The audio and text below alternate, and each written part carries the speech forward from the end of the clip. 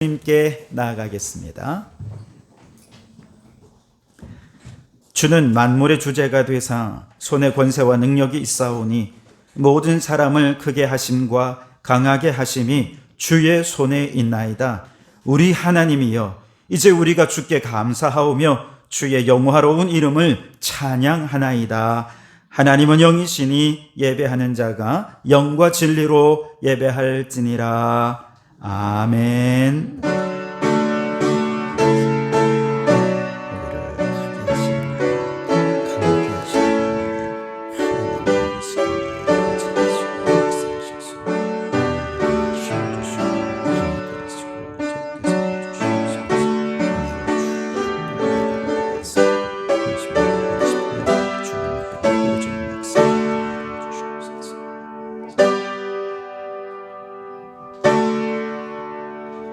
만유의 주시오 존귀하신 하나님, 그 높고 위대하신 하나님 앞에 작고 보잘것없는 이 죄인이 주님을 찬양하고 예배하기 위해 모이게 해주시니 감사합니다. 믿음으로 드리는 우리의 예배를 기뻐 받아주시고 주의 손의 권세와 능력으로 연약한 우리를 강하게 하여 주시옵소서. 넘어진 자 일으켜 세워 주시옵소서. 이 예배를 통해 오직 주님만 홀로 영광 받아주시기를 예수님 이름으로 기원하옵나이다. 아멘. 찬송가 10장을 함께 찬송하시겠습니다.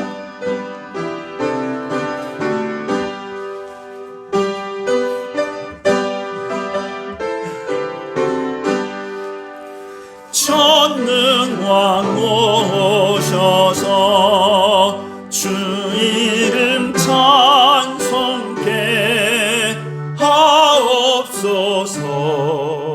영광과 권능의 성부여 오셔서 우리를 다스려 주옵소서. 강생한 성자여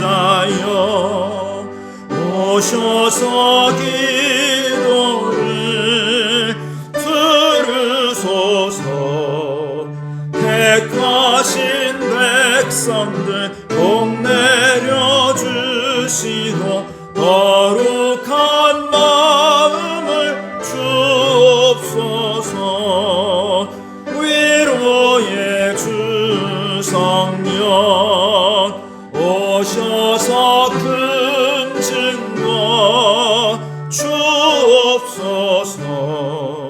전능한 주시여 각 사람 마음에서 떠나지 마시고 계십소서. 성삼위일체께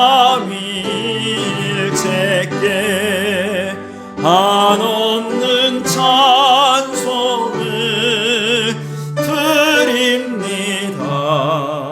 존귀한 주님을 영광 중되었고 영원히 모시게 하옵소서.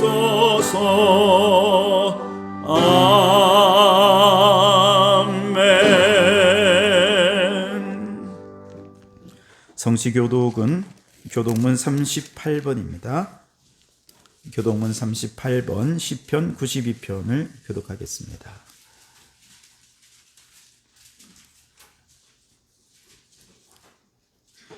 지존자여, 시편금과 비파와 수금으로 여호와께 감사하며 주의 이름을 찬양하고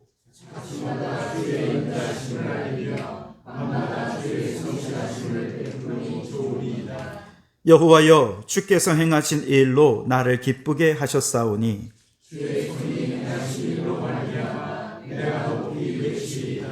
의인은 종려나무같이 번성하며 레바논의 백향목같이 성장하리로다.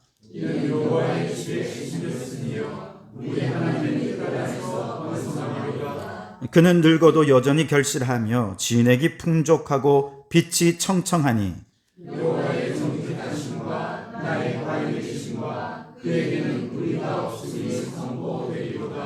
아멘. 지난 한 주간 우리의 죄를 고백하며 참회의 기도를 드리겠습니다. 주님, 지난 한 주간도 주님의 은혜를 잊은 채 죄 가운데 살았던 우리를 용서하옵소서. 말씀을 깨달았으나 깨달은 대로 살지 못하였습니다. 성령의 강화를 받았으나 성령님의 뜻대로 행하지 못한 우리의 죄를 용서하여 주시옵소서. 주님이 우리를 오래 참고 계신다는 사실을 알면서도 주님의 인내심을 시험하며 계속해서 그릇된 길로 나아갔던 우리를 용서하옵소서. 잠시 후면 떠날 이 세상을 주님보다 더 사랑하였고 심은대로 거둔다는 진리를 알면서도 악을 심고 선이 나기를 바랬던 죄를 용서하옵소서. 여기 우리를 용서하신 주님의 용서의 말씀이 있습니다. 악인이 만일 그가 행한 모든 죄에서 돌이켜 떠나 내 모든 율례를 지키고 정의와 공의를 행하면 반드시 살고 죽지 아니할 것이라. 내가 그들의 악행을 사하고 다시는 그 죄를 기억하지 아니하리라. 여호와의 말씀이니라. 아멘. 나는 전능하신 아버지 하나님 천지의 창조주를 믿습니다. 나는 그의 유일하신 아들 우리 주 예수 그리스도를 믿습니다. 그는 성령으로 잉태되어 동정녀 마리아에게서 나시고 본디오 빌라도에게 고난을 받아 십자가에 못 박혀 죽으시고 장사된 지 사흘 만에 죽은 자 가운데서 다시 살아나셨으며 하늘에 오르시어 전능하신 아버지 하나님 우편에 앉아 계시다가 거기로부터 살아있는 자와 죽은 자를 심판하러 오십니다. 나는 성령을 믿으며 거룩한 공교회와 성도의 교제와 죄를 용서받는 것과 몸의 부활과 영생을 믿습니다. 아멘. 자리에 앉으시고 288장 찬송하시겠습니다.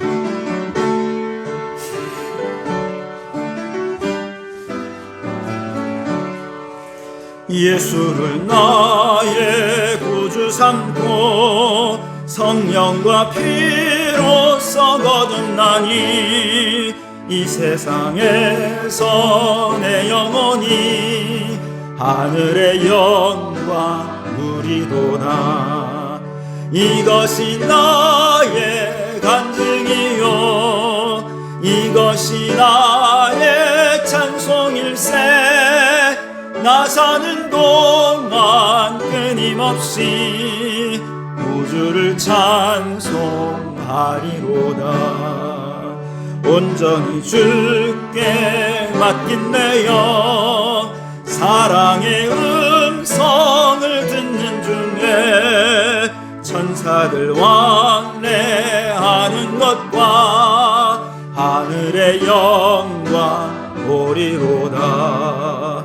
이것이 나의 간증이요 이것이 나의 찬송일세.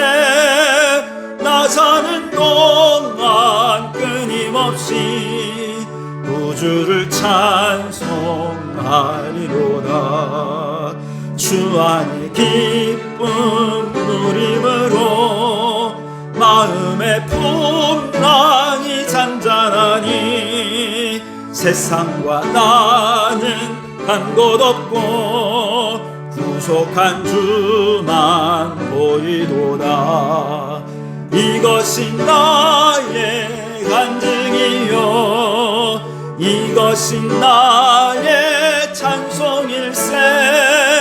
나 사는 동안 끊임없이 우주를 찬송하리로다.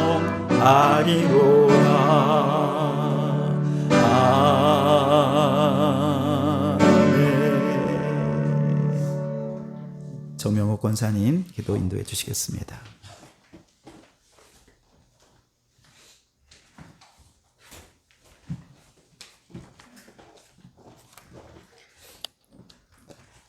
너희 중에 아버지 된 자로서 누가 아들을 생선을 달라 하는데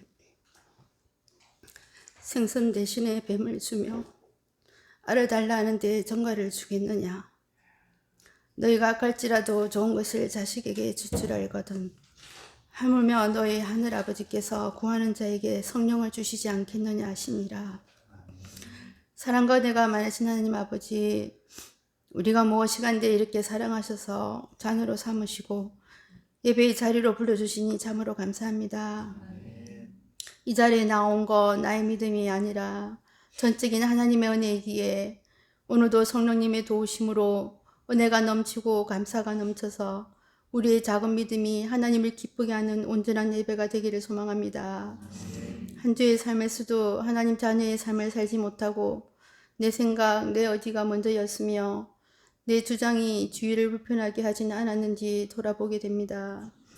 이런 연약한 우리들을 안전하고 모든 어려움 속에서도 늘 지켜주시고 함께 하시며 우리에게 최고의 복을 누리게 하신 주님, 자녀라는 최고의 복을 먼저 받은 우리가 우리의 자녀들과 이웃에게 그 복을 나눠주며 흘러가기를 원합니다.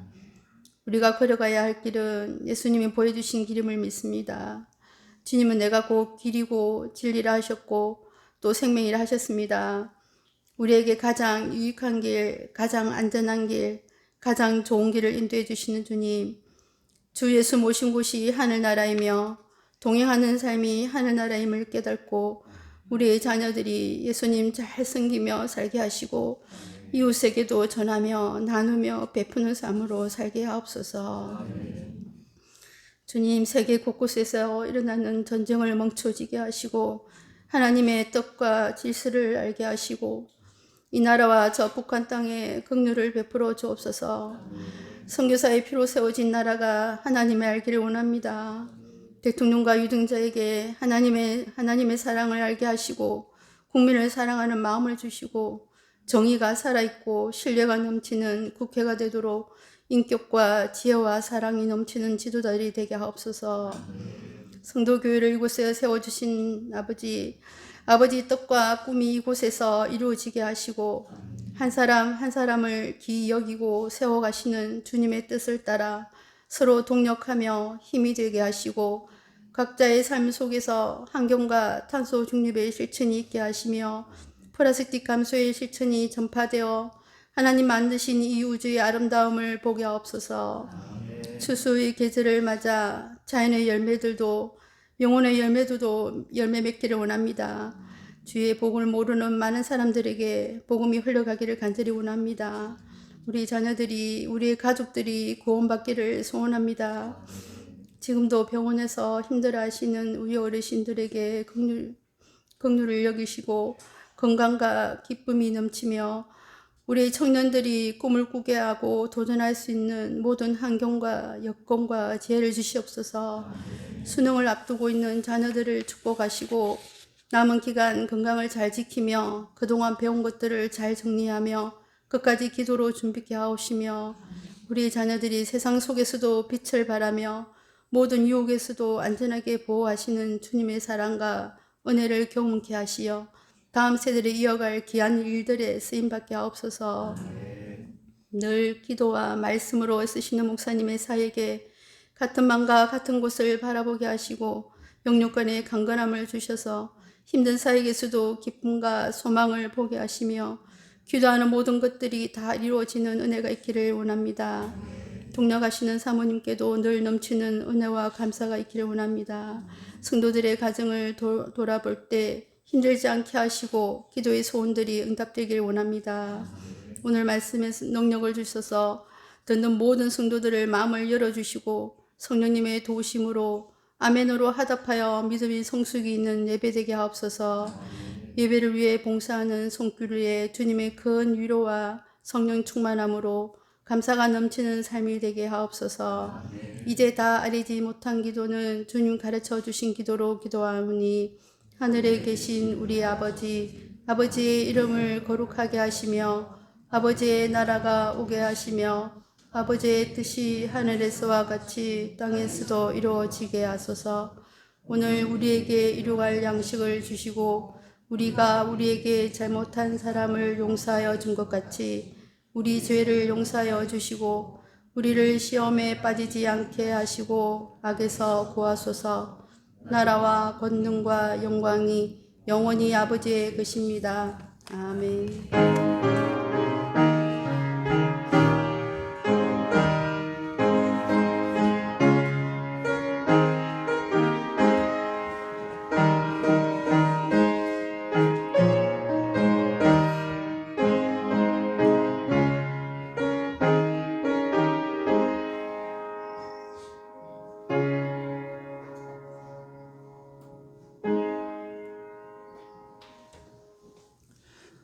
오늘 우리에게 주시는 하나님 말씀은 누가복음 5장 1절에서 11절까지 말씀입니다. 누가복음 5장 1절에서 11절까지 말씀입니다.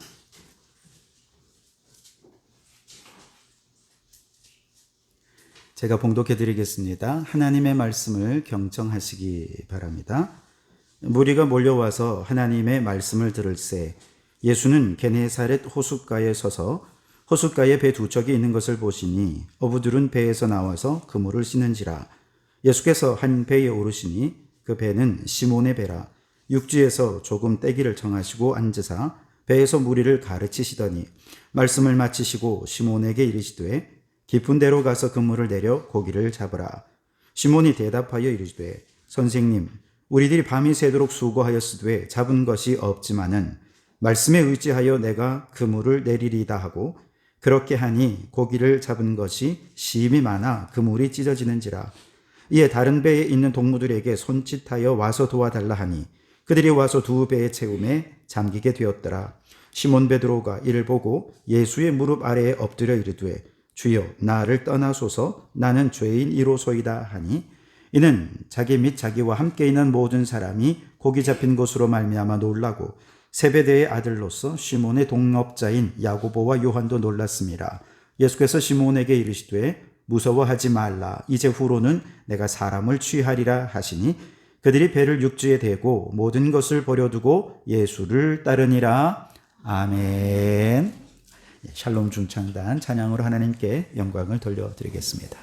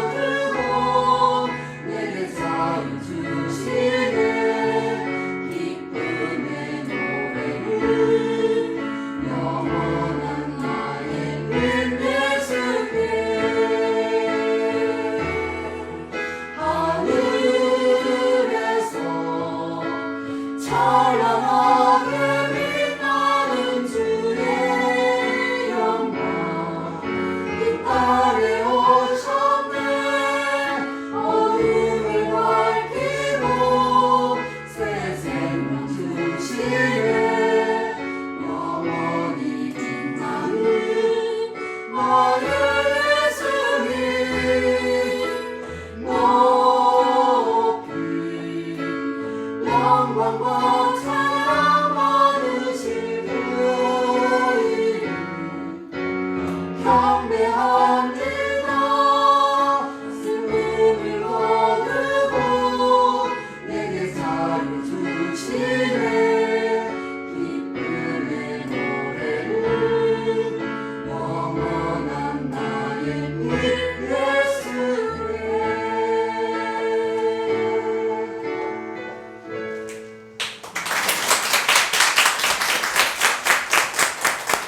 아멘. 귀한 찬양 감사합니다. 오늘도 예배 가운데 빛 대신 주님이 인재하여 계신 줄 믿습니다. 그 빛이 우리의 영혼의 어두움의 빛을 밝히는 이 시간이 되기를 주님의 이름으로 축원합니다. 우리 앞뒤자로 함께 인사 나누겠습니다. 우리 말씀에 은혜 받고 돌아갑시다. 오늘은 세 번의 기회, 세 번의 고백이라는 제목으로 함께 은혜를 나누고자 합니다. 미국의 심리학자고 또 대중적인 저술가이기도 한 데이비드 시버리라고 하는 분이 기회를 잡는 사람, 놓치는 사람이란 책을 썼는데요. 그 책에 보면 기회가 뭐냐? 일생에 다시 없는 성공과 실패를 좌우하는 것, 그것을 기회라고 정의를 합니다. 물론 성공이냐 실패냐 그게 무슨 뜻이 있느냐, 사람마다 그 의미가, 성공의 의미, 실패의 의미가 다 다를 수 있지만 각자 자신이 생각하는 성공의 기회가 찾아온다는 것이죠. 그리고 그 기회를 잘 붙잡는 사람이 성공하게 되는데, 바로 그 기회를 잘 붙잡는 사람들의 공통된 특징은 우리는 이미 기회로 가득 차 있다라고 생각한다는 거예요. 기회가 드물게 찾아오는 것이 아니라 우리 주변은 이미 기회로 가득 차 있고, 그리고 적극적으로 그 기회를 붙잡기 위해 노력을 하는 사람들이 성공한 사람들의 특징이라는 것이죠. 그러면서 우리 주변에 있는 기회를 붙잡는 몇 가지 방법을 그가 얘기해 주는데요. 대표적으로 한 세 가지 정도만 말씀드리면 여러분 뭐 다 아는 것입니다만, 첫째는 기회는 사람을 통해 찾아온다는 거예요. 사람을 통해서. 기회는 만남으로 시작해서 만남으로 끝이 난다 할 정도로 만남은 기회를 열어가는 문이 된다는 것이죠. 그래서 사람과의 만남은 언제든지 소중하다라고 하는 것을 생각하고 모든 만남을 귀히 여기라는 겁니다. 두 번째는 모두가 힘들다고 할 때, 안 된다고 할 때 그는 조금도 견디면서 결코 포기하지 않는다는 것이죠. 이것이 기회를 붙잡는 비결이라는 거예요. 기회는 실패와 함께 찾아옵니다. 고난으로 가장해서 찾아옵니다. 기회는 불행 속에서 성장하는 것입니다. 그러니 그 실패와 고난과 불행의 시간들을 오히려 내게 주어진 기회다 생각하면서 그 기회를 잘 참고 인내하면 반드시 그에게 기회가 찾아오게 된다는 것이죠. 세 번째로 기회를 붙잡는 사람들은 기회를 부르는 말을 한다는 것이죠. 말의 힘을 그는 굉장히 중요하게 생각합니다. 그래서 부정적인 말, 안 된다, 할 수 없다, 원망, 불평 이런 말 하지 않고요. 적극적인 말, 긍정적인 말, 그리고 항상 그 입에 감사합니다 라고 하는 말을 할 때 이 말 한마디가 기회를 부른다라고 이야기를 합니다. 반대로 기회를 놓치는 사람들은 이미 찾아온 기회를 볼 줄을 몰라요. 말 한마디의 위력을 믿지 않습니다. 기회가 왔는데도 자꾸 꾸물거리고 망설이고 때로는 쉽게 포기하고 단념하면서 이미 찾아온 기회조차도 잃어버리는 그런 일들이 있다는 것이죠. 우리가 흔히 누구에게나 일평생 적어도 3번의 기회는 찾아온다 이런 말이 있지 않습니까? 이 이야기는 일생에 딱 3번 기회가 찾아온다는 얘기가 아니라 한 번 실패했더라도 얼마든지 또 다른 기회가 있다는 뜻이죠. 그러니까 낙심하지 말고 새롭게 찾아올 기회를 기다리거나 아니면 적극적으로 기회를 만들어서 그 기회를 붙잡으라고 하는 의미가 기회가 3번 찾아온다라는 말 속에 담겨져 있는 것이지요. 그래서 여러분의 인생에도 반드시 좋은 기회가 찾아올 줄 믿으시기 바랍니다. 하나님께서 이미 우리 주변에 좋은 기회들을 아주 많이 준비해 두셨습니다. 특별히 우리 젊은 세대 여러분의 인생에서 많은 기회가 있다는 것을 기억하시고 그 기회를 적극적으로 이미 말로써 기회를 붙잡고 또 행동으로 그 기회를 붙잡아서 성공적인 인생을 살아가는 우리 성도들이 되시기를 주님의 이름으로 축원합니다. 오늘 제가 이 말씀을 드리는 이유는 오늘 성경 말씀의 주인공인 베드로가 그의 인생에 3번의 기회가 찾아온다는 것을 말씀드리고 싶어서 그래요. 근데 베드로에게 찾아오는 기회는 어떤 세속적인 성공이나 출세나 혹은 세속적인 기회와는 좀 성격이 다르지요. 죽은 생명을 살릴 수 있는 기회입니다. 죄에서 벗어나 구원받을 수 있는 기회입니다. 의미 없이 그저 빈 그물만 내리던 인생이 진정한 삶의 의미와 목적들을 낚아올리는 주님의 제자요 사명자로 살아갈 기회가 그에게 찾아온 것이죠. 그 기회는 예수님과의 만남을 통해 찾아왔습니다. 베드로는 그 기회를 어떻게 붙잡았느냐? 고백이라고 하는 것으로 그 기회를 꼭 붙잡았다는 것이죠. 오늘 그 3가지 기회와 고백의 이야기를 함께 나누며 은혜를 나누고자 합니다. 우선 첫 번째 기회는 오늘 본문 말씀에 나오는 게네사렛 호숫가에서였습니다. 게네사렛, 갈릴리 호수, 디베랴 바다 다 똑같은 곳인데 이름만 다를 뿐입니다. 베드로는 그곳에서 물고기를 잡으며 생계를 유지해온 어부였습니다. 그런데 사실 베드로는 이날 처음 예수님을 만난 건 아니었어요.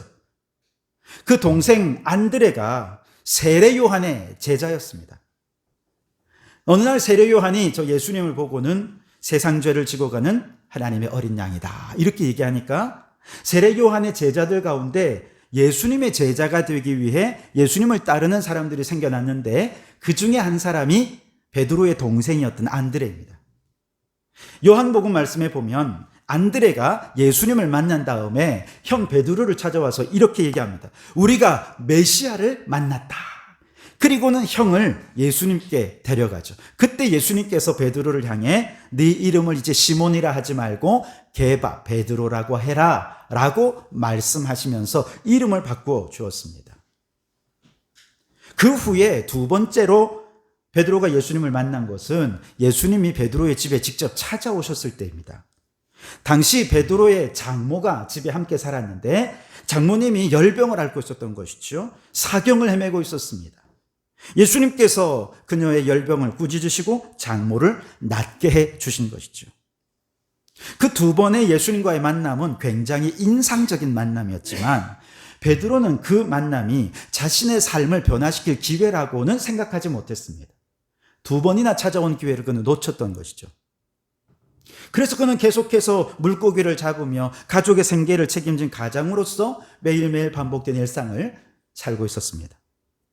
그러다가 3번째로 예수님을 만난 것이 바로 오늘 본문 말씀. 예수님께서 직접 베드로의 생업의 현장으로 찾아오셨을 때였습니다. 그 전날 밤 베드로와 안드레가 밤새도록 그물을 내렸지만 허탕을 쳤습니다. 빈 그물만 끌어올렸죠. 이제 집으로 들어가기 위해 그물을 싣고 있을 때 이른 아침부터 예수님께서 무리를 거느리고 이 게네사렛 호숫가로 찾아오신 것이죠. 그리고 베드로에게 배를 빌려서 육지에서 조금 떼시고는 무리들에게 주님의 말씀을 전하십니다. 한참을 말씀을 전하신 이후에 말씀을 마치시고 예수님께서 베드로에게 말씀하시죠. 깊은 데로 가서 그물을 내려 고기를 잡으라. 그러자 베드로는 대답합니다. 밤새도록 수고하였으되 잡은 것이 없지만은 말씀에 의지하여 내가 그물을 내리리이다. 간밤에 한 마리의 고기도 못 잡았고 헛그물질만 해서 너무 피곤하지만 그럼에도 불구하고 말씀에 순종했고 그 결과 그물이 찢어질 듯 많은 고기가 그물에 걸렸죠. 다른 배의 동료들인 야고보와 요한까지 불러서 도움을 구하고 나서야 비로소 그 물고기들을 다 끌어올릴 수가 있었습니다. 베드로에게 뭔가 깨달음이 온 것은 바로 그때였습니다. 그는 아마도 예수님과의 이 만남이 자신 인생에 찾아온 매우 중요한 특별한 기회라고 여겼던 것 같습니다. 벌써 2번이나 기회를 놓쳤으니 이번 기회는 놓치지 말아야겠다. 아마 그렇게 생각했을지도 모르죠. 그리고 그는 그 기회를 붙잡기 위해 예수님께로 달려갑니다. 예수님 앞에 엎드려 고백합니다. 주여, 나를 떠나소서. 나는 죄인이로소이다. 베드로의 이 죄의 고백은 진짜로 예수님을 떠나가 달라고 하는 것이 아니었죠. 아마 이 고백 속에는 이런 의미가 있을 거예요. 거룩하신 예수님 앞에 감히 가까이 할 수 없는 죄인이지만, 나는 주님께 가까이 다가갈 수 없지만, 예수님 내 죄를 용서하시고 예수님이 나를 붙잡아 주시면 저도 예수님 곁에 더 가까이 있을 수 있겠습니다. 그러니 나 좀 붙잡아 주세요. 이런 고백이 아니었겠습니까? 그는 이 기회를 붙잡기 위해서 적극적으로 자신의 죄를 고백했던 것이죠. 그러자 예수님께서 말씀하십니다. 무서워하지 말라. 이제 후로는 내가 사람을 취하리라. 그때부터 베드로와 안드레, 야고보와 요한 이 4사람은 예수님을 따르는 제자가 되었습니다. 빈 그물만 끌어올리던 무의미한 인생, 하루하루가 풍성한 의미로 가득 채워지는 제자로 부름받는 놀라운 기회가 그에게 열려졌고 죄의 고백을 통해 그 기회를 붙잡게 된 것이죠. 베드로가 그 기회를 붙잡는 방식, 죄의 고백이었습니다. 여러분이 예배 중에도 예수님이 우리와 함께 하신 줄 믿습니다. 예수님이 우리를 만나기 위해 오셨다니까요. 지금 이 시간 우리의 죄사함을 받고 영생을 얻을 기회를 붙잡기 원하십니까? 지금까지 빈 그물만 끌어올리던 무의미한 인생이 이제 하루하루가 의미와 가치로 가득 채워지는 그물을 끌어올리는 인생이 되기를 원하십니까? 그렇다면 여러분 이 시간 저를 진심으로 따라해 주시기 바랍니다. 주여, 나는 죄인입니다. 주여, 나는 죄인입니다. 이 고백을 주님께서 들으실 때 여러분의 인생에 놀라운 변화가 찾아올 줄 믿습니다. 2019년 다니엘 기도회에 간증자로 나섰던 부산 제2영덕교회 심선미 성도님, 그분은 26년 동안 무당으로 활동을 했던 여인입니다. 그러다가 어느 날 여느 때와 같이 산속 깊은 곳에 바위에 앉아서 산신령을 찾으며 기도하고 있던 중에 정말 밝은 광채로 자신에게 다가오는 십자가를 보게 됩니다. 사실 그녀가 십자가를 보는 일은 그렇게 특별한 일은 아니었어요. 왜냐하면 그녀의 무당집에 찾아오는 고객의 20%가 기독교인이었고 그들을 볼 때마다 그들에게서 십자가가 보이니 그들이 기독교인인 것을 금방 알 수 있었던 거죠. 그런데 그날 그녀에게 보인 십자가는 아주 특별했습니다. 그냥 십자가가 아니라 살아있는 십자가인 거예요. 살아있는 십자가라고 표현을 했어요. 그 십자가가 자신을 바라보더라는 거예요. 그런데 그 자신을 바라보는 십자가 앞에서 압도되면서 그녀는 자기도 모르게 그 입에서 고백이 나왔습니다. 하나님 아버지, 제가 잘못했습니다. 살려주세요. 하나님 아버지, 제가 잘못했습니다. 살려주세요. 그 고백과 함께 눈에서 눈물이 계속해서 떨어지는데 뭘 잘못했는지도 모른 채 그냥 잘못했다고 살려달라고 한 거죠. 자기도 이렇게 고백하면서 내가 뭘 잘못했는지도 모르는데 이렇게 막 고백하고 있는 게 지금 느껴지는 거예요. 그런데 자꾸 눈물은 나오고 눈물로 살려달라고 고백을 하는 중에 성령님께서 그녀에게 자신이 지금까지 우상을 숭배하고 귀신을 섬기며 무당으로 살았던 그 모든 삶이 하나님 앞에 얼마나 큰 죄인지를 깨닫게 해주시더라는 거예요. 그러면서 성령님이 깨닫게 하심을 따라서 자기의 죄가 하나 둘 생각나서 그 모든 것을 하나님 앞에 죄를 토하고 고백하고 회개하게 되지요. 그렇게 죄의 고백은 그녀에게 찾아온 새 삶을 붙잡는 기회가 되었습니다. 그렇게 눈물로 회개한 이후에 어느 한순간 눈물이 뚝 그치더라는 거예요. 그러면서 마음에 평강이 찾아왔는데 눈을 뜨고 바라본 세상은 이전과는 전혀 다른 세상으로 느껴지더라는 것이지요. 너무너무 마음이 평안하고 세상에 너무 아름답게 보이는 거예요. 새들이 지저귀는데 그 새들을 바라보면서 자기도 모르게 이렇게 고백을 합니다. 얘들아, 하나님이 너희들을 창조하시고 너희들을 먹이시고 너희들을 입히신 거 너희 아니? 자기도 모르게, 자기도 하나님도 모르면서 그런 고백을 하게 되더라는 것이죠. 그리고는 달려가서 무당들이 그렇게 애지중지하는 신주단지를 깨뜨려버리고 하나님의 자녀로 거듭나는 놀라운 역사가 일어나는 것이죠. 여러분, 예수님과의 만남 속에는 우리의 죄를 사하시고 더 나아가서 빈 구물뿐인 우리의 인생을 하나님 안에서 의미와 가치로 가득 채워 끌어올리는 인생으로 변화되는 제자됨의 기회가 찾아온다는 것입니다. 예수님과의 만남 속에 그것이 있다는 거예요. 그 기회가 오늘 우리에게도 찾아왔는데 언제까지 그 기회를 놓치겠습니까? 이제 붙잡아야 하지 않겠습니까? 어떻게 붙잡습니까? 저를 따라해 주십시오. 주여, 내가 죄인입니다. 나 좀 살려주십시오. 진심으로 이 죄를 고백하는 순간 주님이 우리의 모든 죄를 사해 주실 줄 믿습니다. 내가 뭘 잘못했는지 몰라도 일단 잘못했다고 죄를 고백하면 성령님께서 찾아와 주셔서 우리의 죄를 하나하나 다 생각나게 해주십니다. 온전한 회개로 나아가는 그에게 죄사함의 은총을 주시고 죽은 영혼 살아나고 그 이후에 이제 삶의 의미로 가득가득 채워지는 가득한 그물을 끌어올리는 제자의 삶으로 변화되는 것이지요. 그러니 여러분, 오늘 이 죄의 고백으로 예수님 안에 있는 생명을 얻을 기회를 붙잡는 여러분 되시기 바랍니다. 예수님의 제자로 부름받아 하루하루가 의미로 가득 채워지는 그물로 채워지는 새 삶을 얻는 기회를 붙잡는 우리 성도들이 되시기를 주님의 이름으로 축원합니다.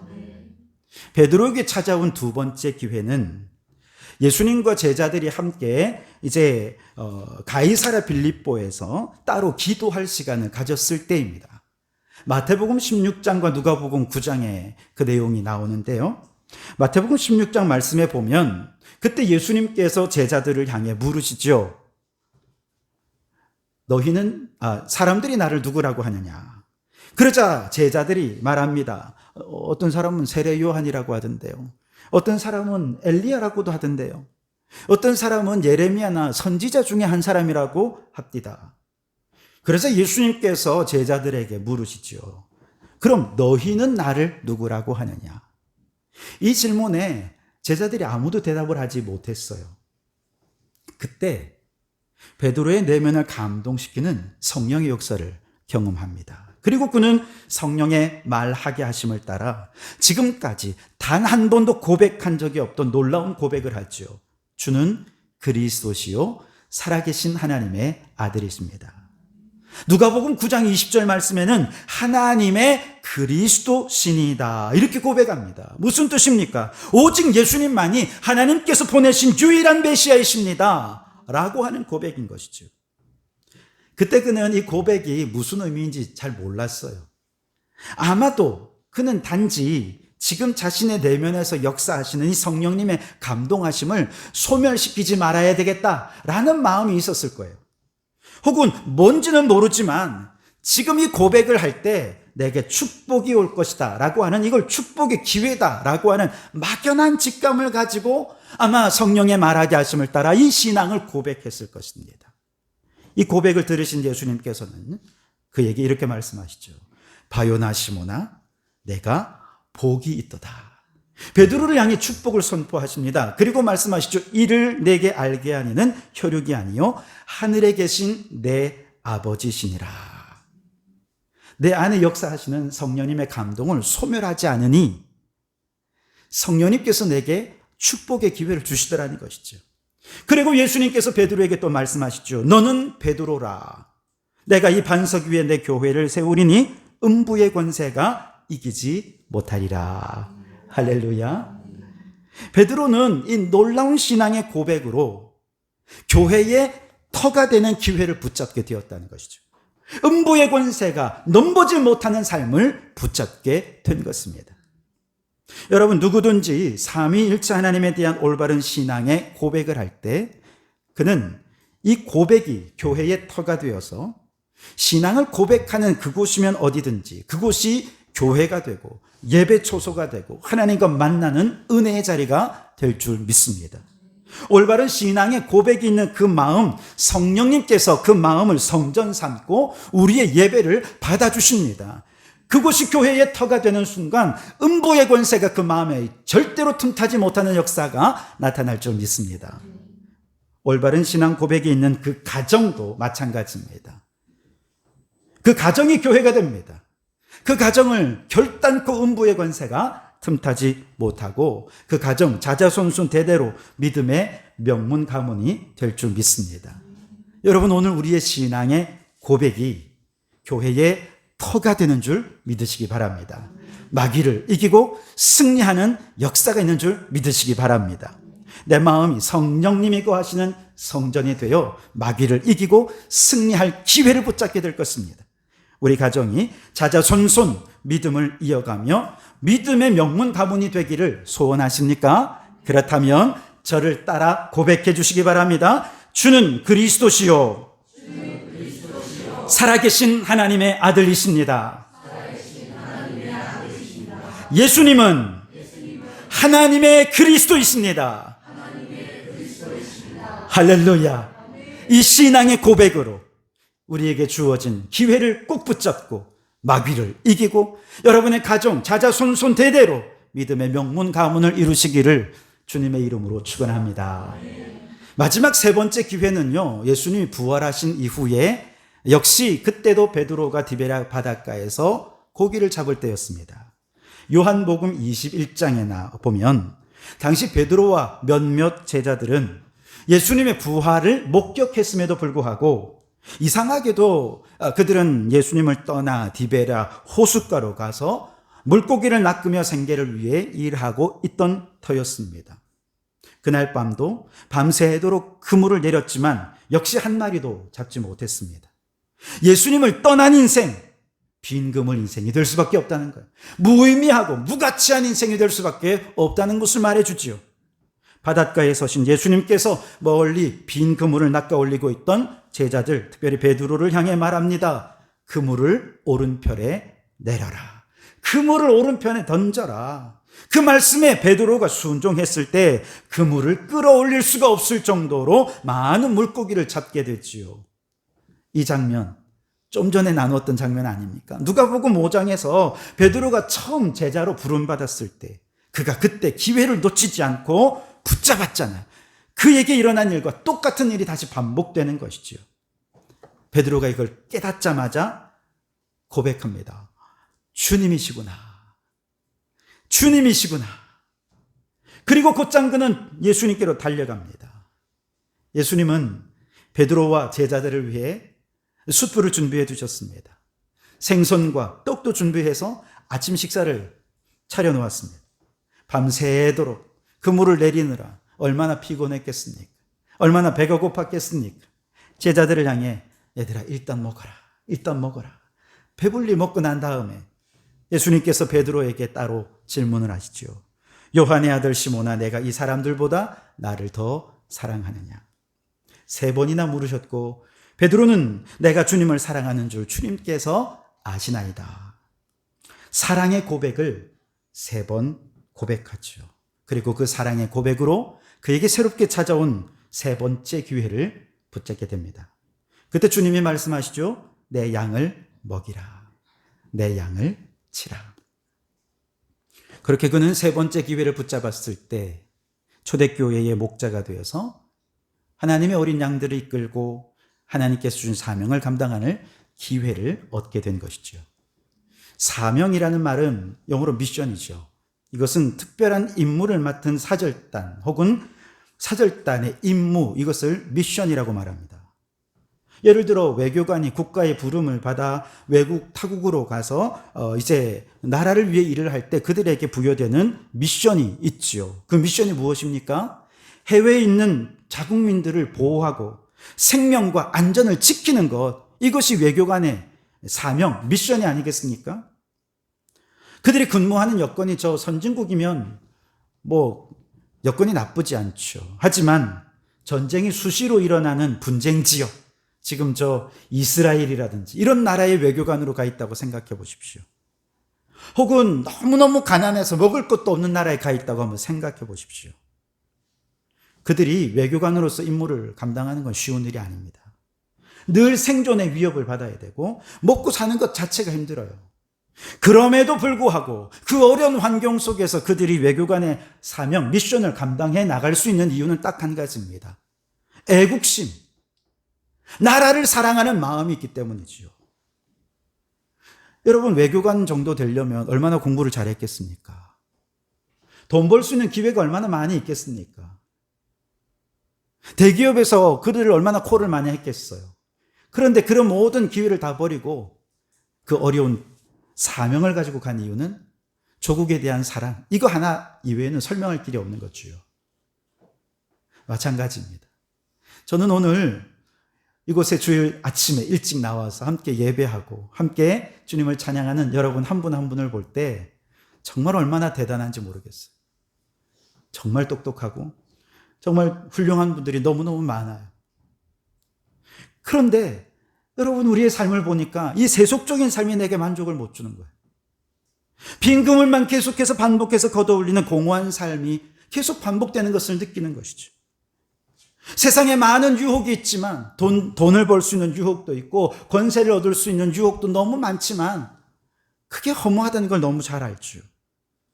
그거 다 뿌리치고 여러분이 예수님께 나온 이유가 무엇이겠습니까? 예수님을 사랑하니까 나온 거죠. 연인이 사랑하는 사람을 놓치지 않는 방법이 무엇이겠습니까? 나 너 좋아해. 나 너 사랑해. 고백하는 거죠. 그런데 그 고백을 하고 결혼을 하면 그 다음에 어떻게 돼요? 자녀를 낳고 자녀를 양육하고 키우는 그 어려운 일을 감당하는데 그걸 할 수 있는 이유는 사랑하니까. 사랑하니까 그게 감당이 되는 것입니다. 오늘 주님께서 우리들에게 물으십니다. 네가 나를 사랑하느냐? 이 세상 사람들보다, 이 세상 돈이나 물질보다, 이 세상 성공이나 출세보다 네가 나를 더 사랑하느냐? 이 질문에 내 주님, 제가 주님을 사랑하는 줄 주님이 더 잘하십니다 라고 사명을 고백하는 성도들에게 주님이 사명을 맡기세요. 내 양을 먹이라고, 내 양을 치라고. 목회자가 되라는 얘기가 아니잖아요. 주님의 사랑을 실천하라. 한 영혼을 천하보다 귀히 여기며 사랑하며 섬기는 삶을 감당하라고 우리에게 그 사명을 주시는 것입니다. 내가 서 있는 자리에서, 우리가 있는 삶의 자리는 힘으로 이루어지는 나라이지만 사랑으로 세워지는 하나님의 나라를 이루는 하나님 나라의 일꾼으로 쓰임받기 위해서 우리를 사명을 주어 파송해 주신 것이죠. 힘의 논리가 지배하는 이 세상 속에서 사랑으로 세워지는 하나님의 나라를 이루는 것은 내가 낮아져야 하는 일입니다. 섬겨야 합니다. 때로는 참고 인내하고 희생해야 합니다. 우리가 못나서 그 일을 자처하는 것입니까? 아닙니다. 우리가 무능력해서 참고 인내하는 것입니까? 절대로 아니지요. 오직 하나, 예수님을 사랑하니까. 그 사랑이 결국 승리할 걸 아니까 우리는 참고 인내하고 견디며 우리에게 주신 하나님 나라의 사명을 감당하게 되는 것입니다. 여러분, 하나님 나라의 일꾼으로 사랑으로 세워가는 하나님 나라의 사명자로 살기를 원하십니까? 그렇다면 이 시간 저를 다시 한번 따라해 주시기 바랍니다. 주님 사랑합니다. 주님 사랑합니다. 베드로는 죄의 고백으로 죄 사함을 받고 제자 되는 기회를 붙잡았습니다. 신앙의 고백으로 교회의 터가 되는 기회를 붙잡았습니다. 사랑의 고백으로 이웃을 사랑으로 섬기며 하나님의 나라를 이 땅에 세우는 사명자로 될 기회를 붙잡았습니다. 그 모든 기회는 무엇과 관련이 있느냐? 예수님과의 만남과 관계가 있습니다. 예수님과의 만남은 우리 인생의 특별한 기회가 됩니다. 예수님을 만날 때 새 생명을 얻게 됩니다. 예수님을 만날 때 교회의 터가 됩니다. 교회에 예수님을 만날 때 사명자가 되는 것입니다. 오늘 이 예배 가운데 이미 예수님은 우리를 만나러 오셨습니다. 이 시간 이 만남 속에서 죄의 고백이 필요한 사람, 신앙의 고백이 필요한 사람, 사랑의 고백이 필요한 사람, 다 다른 고백들이 있겠지만 그 고백들을 통해 주님을 꼭 붙잡기 원합니다. 주님 주시는 기회를 꼭 붙잡으시기 바랍니다. 그래서 여러분의 인생이 주님 안에 결정적으로 변화되는 놀라운 역사가 있기를 주님의 이름으로 축원합니다.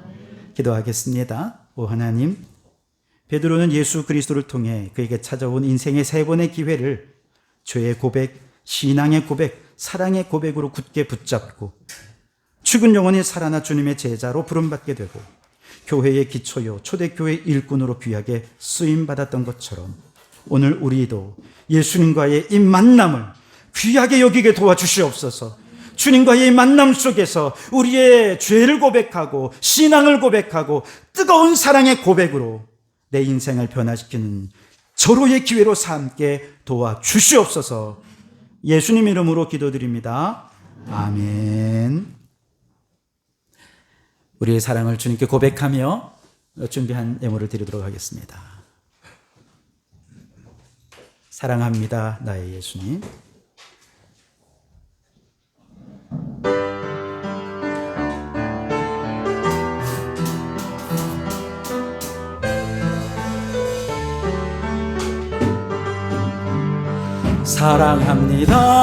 사랑합니다, 나의 예수님.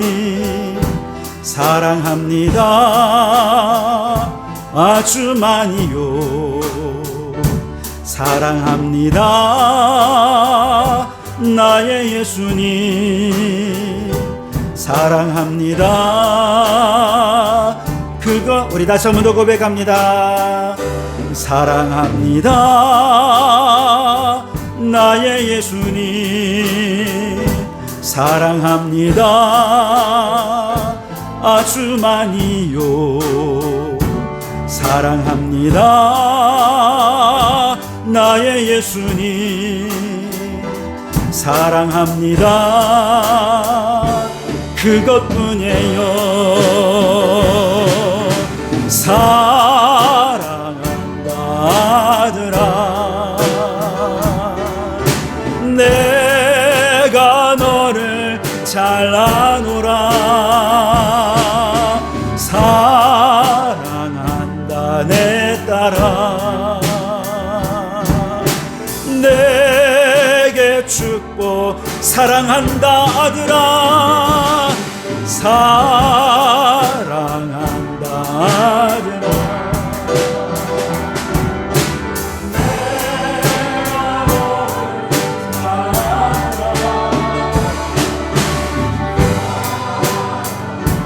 내 딸아, 내게 축복 더하노라.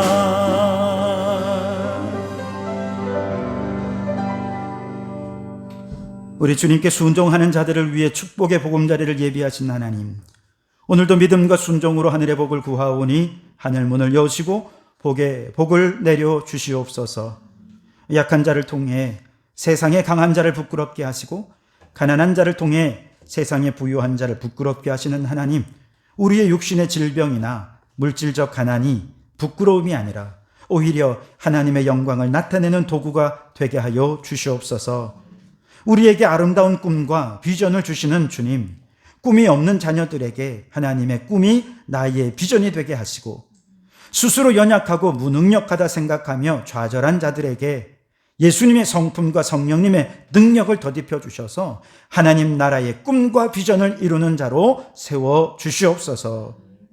우리 삶의 현장에 오셔서 필요를 따라 나누게 하시고 모든 것을 평균케 하시는 하나님, 물질이 부족한 자에게 물질을 나누게 하시고 믿음이 부족한 자에게 믿음을 나누게 하시며 사랑이 부족한 자에게 사랑을 나누어 온 성도가 영과 육의 만족함을 누리는 거룩한 사랑의 공동체가 되게 하여 주시옵소서. 정직하게 땀 흘려 번 돈으로 성결한 예물을 드리게 하시니 감사합니다. 내 능력, 내 힘으로 얻은 내 것이 아니라 모든 것이 하나님의 것임을 고백하며 예물 드리오니 주님 기뻐 받아주시고 우리는 이 물질의 노예가 되지 않고 물질을 다스리며 정복하며 이 드려지는 예물을 통해 하나님 나라의 사명에 꼭 필요한 것에 쓰임받아서 죽은 영혼 살아나고 무너진 창조 질서가 회복되며 하나님의 나라가 이루어지게 해 주시옵소서. 예수님 이름으로 기도하옵나이다. 아멘. 할렐루야. 우리 주님의 은혜와 평강이 여러분과 여러분의 가정과 하시는 모든 일들 위해 함께 하시기를 주님의 이름으로 축원합니다. 네, 우리 앞뒤 좌우로 함께 인사를 나누겠습니다. 우리에게 주어진 기회 잘 붙잡읍시다.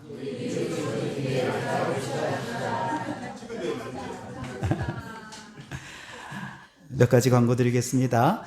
오늘 오후에는 소그룹 모임을 갖도록 하겠습니다. 원래 셋째 주는 기관별 모임인데 다음 주일 점심때 우리 남선교회 주최로 가을맞이 옥상 바베큐 파티를 할 계획으로 있습니다. 이런 박수라도 좀 나오면 참 좋겠는데. 네, 다음 주 점심 식사 여러분 기대하시면서 절대 비가 안 오도록 여러분 기도 많이 해주시고요. 다음 주는 아침 드시지 말고 오십시오. 예, 푸짐하게 준비해 놓도록 하겠습니다. 우리 남선교에서 이렇게 준비해 주셔서 너무 감사하고요. 그래서 오늘은 소그룹 모임 먼저 하고 다음 주 식사 이후에 기관별 모임을 하는 것으로 그렇게 계획을 정정했습니다. 여러분 다음 주에 기대하시고 오늘 오후 소그룹 모임 많이 참여해 주시기 부탁을 드립니다. 내일 월요일에는 경남도회 137회 정기노회가 경화교에서 있습니다. 거룩한 성노회가 되도록 여러분 많이 기도해 주시기를 부탁을 드리겠습니다. 누가복음 열심히 잘 읽어가고 있습니까? 네, 읽으시면서 우리 주일 오후에 훈련한 대로 밑줄도 치시고 동그라미도 치시고 그리고 은혜 받은 내용들은 우리 카톡 단톡방에도 남겨주시면 다른 분들에게도 아마 은혜가 되리라 생각합니다. 누가복음 읽기 지속해서 열심히 해주시고 혹시 여러분 또 감사노트 여러분 보고 계십니까? 아마 2개를 다 하는 게 더 쉽지는 않으실 수 있어요. 하지만 감사노트를 또 꾸준히 하시다 보면 그 속에 있는 감사의 마음으로 우리의 마음이 또 풍성해지고 감사는 기회를 붙잡는 언어이다. 여러분 기억하시면서 추수감사주일까지 함께 감사로 풍성해지는 은혜가 있을 수 있기를 바랍니다. 우리 다 같이 자리에서 일어나셔서 표회 찬양하시겠습니다.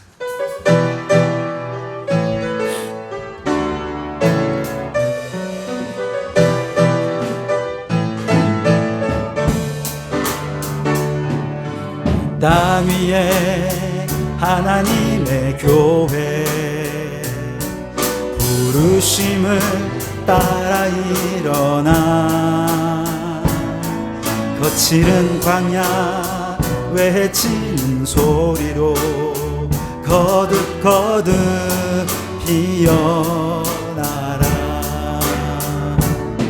성령이여 이 세대를 향해 주의 진리를 선포케 하소서.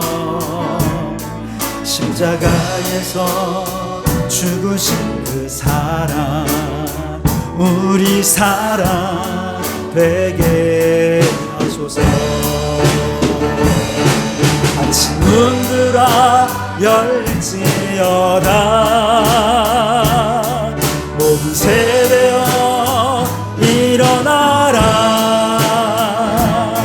주 예수께 무릎 꿇고 경배드리세.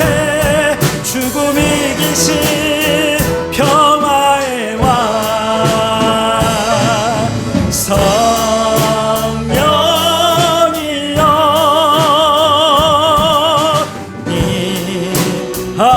임하소서.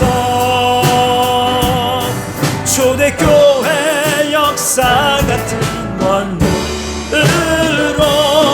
모든 교회 일으켜 주소서.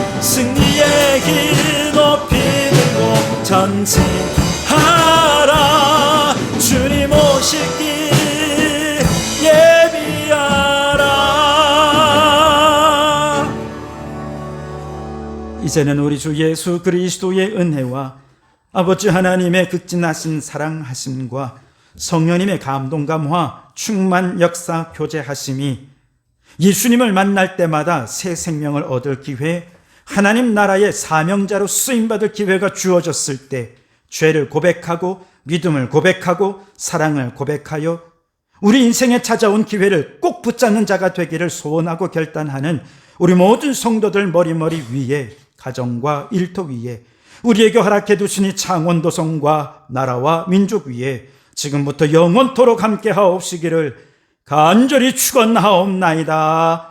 아멘.